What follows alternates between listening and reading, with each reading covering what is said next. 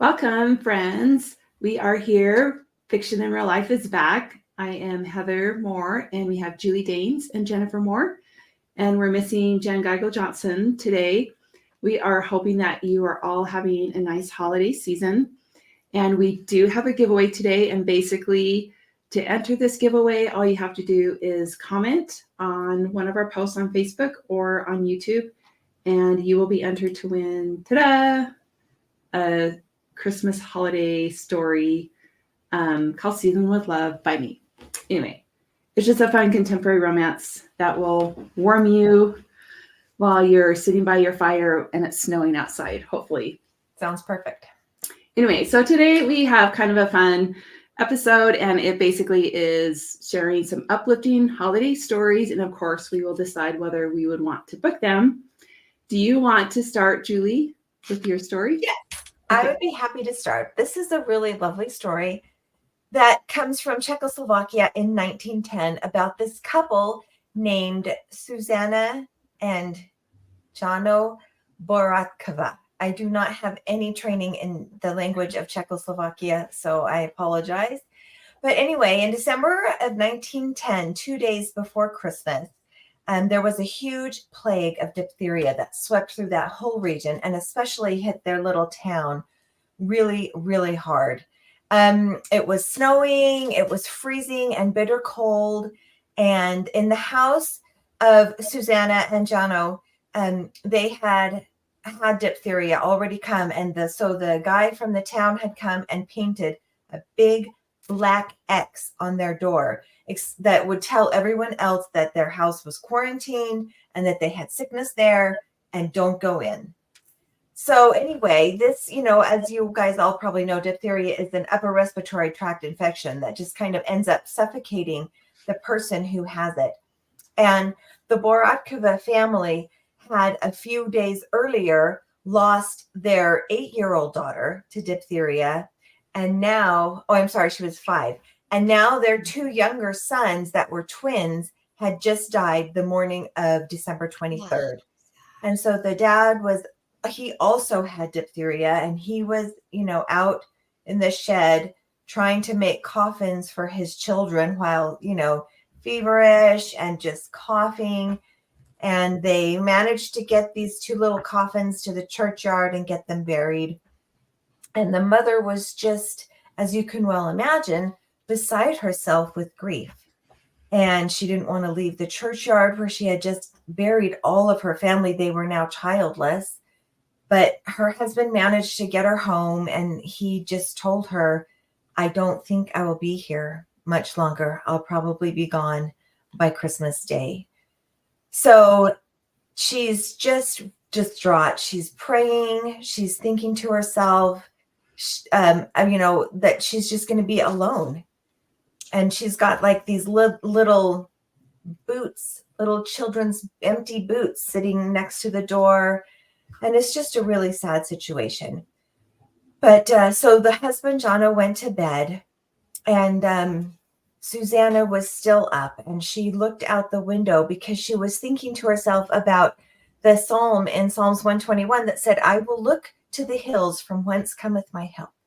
So she was looking out the window, and she saw this old woman, just, you can picture this old Czechoslovakian woman with her head wrap on and her patched up skirt and her leggings and boots trudging through the snow. And Susanna watched, and this woman walked through her gate and up to her front door, even though it had that big black X marked on it. Susanna had been desperate, thinking she was all alone because no one would approach their house when it was marked like that. So she opened the door to the woman and she said, we have the plague in our home, and my husband is in a fever right now. And this woman still asked if she could come in. And she carried with her a jar of oil. And she said to Susanna, this jar contains kerosene oil.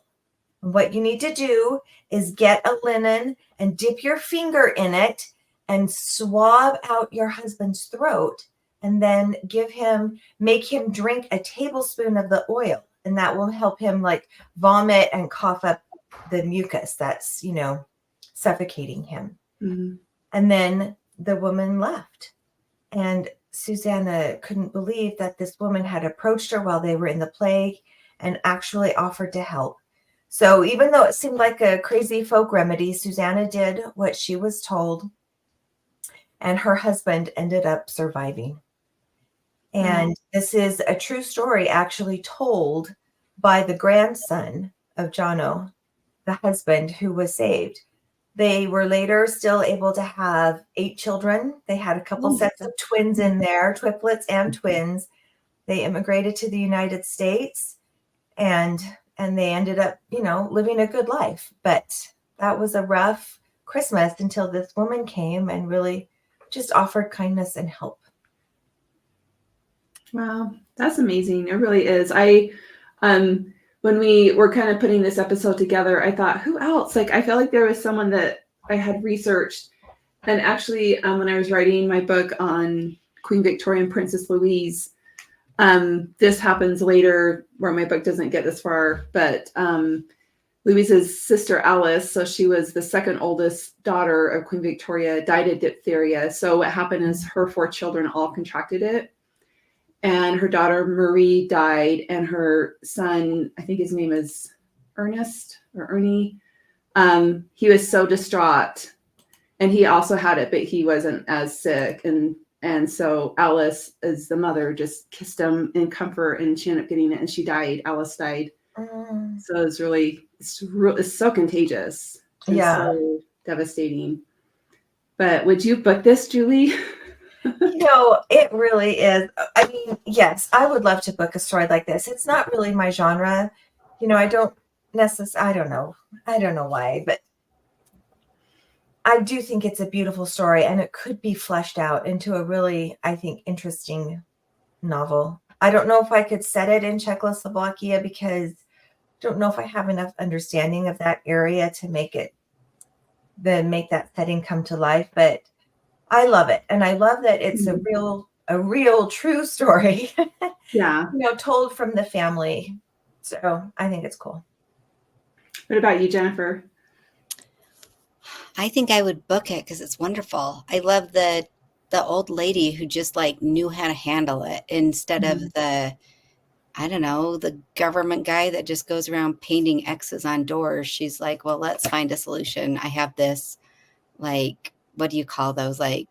Folklore remedy. That's not the right word. It's like a folk remedy. Yeah. Yep. I've got, this old thing that's been passed down from, grandma to daughter. And if I did book it though, I think that old lady's going to come a couple days earlier just because, save the children. Yeah. Be there a little quicker. But yeah, what a lovely story. And just the fact that she, especially old people, obviously need to be even more careful than, because of whatever. It's harder for, they get sicker and they're frailer. Yeah.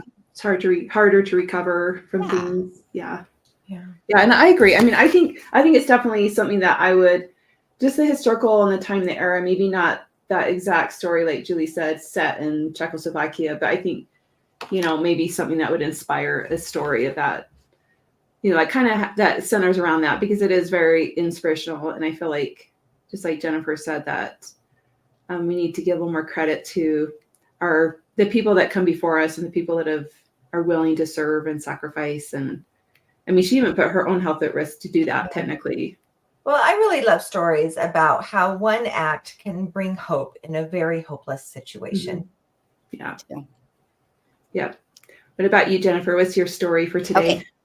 My story takes place in Pennsylvania. It just said a small town in Pennsylvania in the 90s. So this is a story of the Markovich family, and they have immigrated from the USSR. So it's during when Russia was still the USSR, and they had escaped religious persecution there. They were a Jewish family. So they moved to this community in Pennsylvania, and it was during their Hanukkah celebration. Is the third night, and the Jewish people, they light their candles. So they had 3 candles burning, and someone came and broke their window and broke their menorah, and it was a hate crime. that the police were investigating, but these two neighbor women took it a step further. So the family obviously was scared, and they're remembering, oh my gosh, this is just like what we escaped from the communist state we just, left and everything. And these two women went around to all the stores around in this little area, and they bought up all the menorahs, which were hard to find because this wasn't a Jewish community, and it was already, now it's the fourth day of Hanukkah, but they got them and they took them to all their neighbors. And so when I had to write their name down, when the Markovich family came home, the husband and wife came home from work that night, they saw in all their neighbors' windows, they had menorahs, to support the family, and they lit them in honor of their neighbors. And I just thought the story was so loving and thoughtful. I loved it. I would hope I would be a neighbor like that, instead of just saying, oh, hey, I'm so sorry about your menorah. I would hope that I would, think of the next step to making that family feel welcome and loved in my neighborhood. I loved it. I love that story. Yeah, I agree. I think that is a way we can support each other and stuff. Would you book it, Jennifer?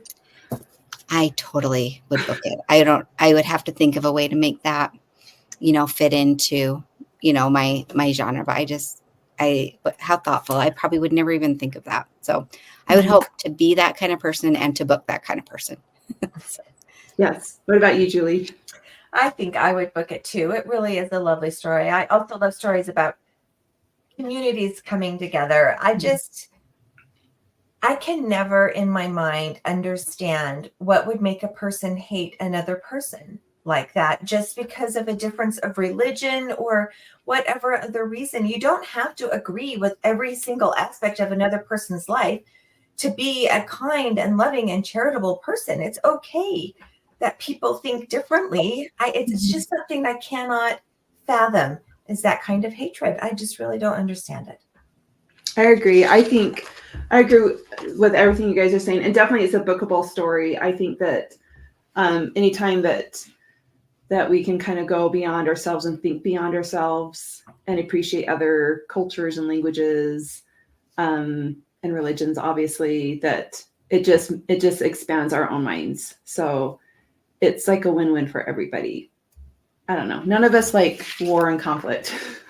Right. Well, and probably all the neighbors, I'm not sure if I entirely understand all the meaning behind the menorah, but I'm sure all the neighbors, learned about that year. Yeah. And they're like, oh, we light a different candle every night. Oh, and this is the miracle of the Maccabees, or, that whole the story that I don't know very well. But.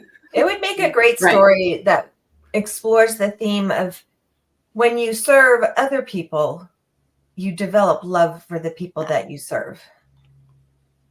Yes. That is so true. And it's just like people, I think everyone can be our friends. We just haven't introduced ourselves yet or gotten to know them yet. So I have the final story, and this one actually is from an article I read that is a story by Carla Kelly. Some of you know her. She writes amazing historical fiction and historical romance. Anyway, so she shared a story, and this was in 1992 when her husband suddenly lost his job. And she was in graduate school. She did have a part-time job, but money was very, very tight. And they had 2 daughters at home, and they were trying to navigate through Christmas and buying presents and weighing that against buying a Christmas tree. And so she talked to her girls and said, hey, we only have this much money. And so Carla came up with a really clever idea. She went and bought a roll of fishing line for $3 and a box of those push pins that were clear for $1. And then she tacked the fishing line. And I found this picture online. This is not from Carla's tree, but this is kind of example where you can't see the tree, but you see the ornaments hanging. So it looks like it's just an invisible tree, but the ornaments make it look really cool. Anyway, so this really impressed her daughters and their neighbors, and so it kind of became like this legend in their family. And in fact, I think she mentioned at the end of the article that I think it was her daughter that also continued the tradition for several more years. So, I thought that was just super clever because, there's just times in our life that we have to make do with what we have around the house, or, we can't really spend money on something we would like to do, even if it's a tradition. And so this was very clever of Carla, and I'm not surprised that she came up with it. Anyway, so I'll ask myself if I would book. I definitely would book. I think it's a fun story. I think it could be something that would be like maybe obviously in a holiday story, contemporary something, and just kind of just bring more uniqueness to it, whether it's the actual story that Carla tells or not. I don't know. What about you, Julie? I think I would book it too. I don't know if it's a whole story, but it's definitely a great, piece of a story. Yeah. And I guess what I love about it is in the end, they probably liked it better than a regular tree. It's cool. It's different. At least that's probably what would have happened in my family. Yeah. This is even better than a regular tree. What about you, Jennifer? Yep, I love it. I love those stories about how traditions start and how people figure out, like those years when you're in college and you end up having to do something really creative because you don't have the money for something. And I love those, and they end up being the most memorable traditions, the memorable years. So, yep, I would book it. Good job, Carla. Yeah, awesome. Well, thanks everyone for joining us. If you want a reminder about entering our giveaway, which is for Seasoned with Love by me, just make comments on our Facebook post or our YouTube, and we will enter you into the drawing. Anyway, I'm going to submit this, or actually add this email. So we are always looking for stories. If you just want to email us at fictionirlauthors@gmail.com, we'll eventually get to them. We're always combing through them every month as we're looking for episode ideas. So thanks for joining us again, and we hope you have a great holiday season. And this has been Fiction in Real Life.